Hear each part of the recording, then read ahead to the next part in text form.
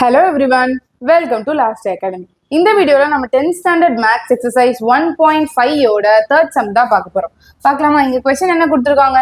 f of x கொடுத்திருக்காங்க, g of x கொடுத்திருக்காங்க.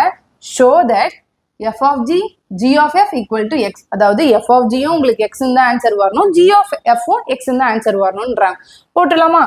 First f of g நான் போடுறேன். இங்க x நான் மல்டிப்ளை பண்ணிக்கிறேன். அப்போ f இந்த முட்டை இருந்தாலே என்ன பண்ணோம்? இந்த ஆஃப் நம்ம ஓபன் பண்ணிக்கணும்.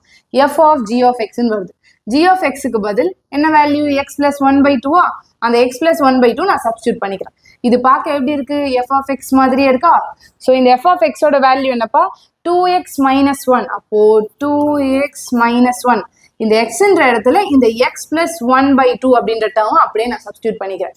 இது மல்டிப்ளைல இருக்கனா இந்த 2ம் இந்த 2ம் கேன்சல் ஆயிடுது. So balance x plus 1 minus 1 அது மட்டும் தான் நமக்கு இருக்கு. ஸோ இதுவும் போச்சுன்னா உங்களுக்கு x தான். So f of g is equal to x. Okay, next g of f. g of f is g of f வந்து கூட நம்ம x மல்டிப்ளை பண்ணிக்கிறோம். g of f of x இது மாறுது. ஓகே, இந்த f of x ஓட value என்ன? 2x minus 1 substitute பண்ணியாச்சு. இப்போ என்ன பண்ணலாம்? இது வந்து பார்க்க எப்படி இருக்கு? g of x மாதிரியே இருக்கு. அப்போ g of x ஓட வேல்யூ என்ன? x plus 1/2. அப்போ xன்றது இந்த இடத்துல இருக்கு. ஸோ இந்த இடத்துல மட்டும் நான் இந்த வேல்யூ அப்படியே சப்ஸ்டியூட் பண்ணிக்கிறேன்.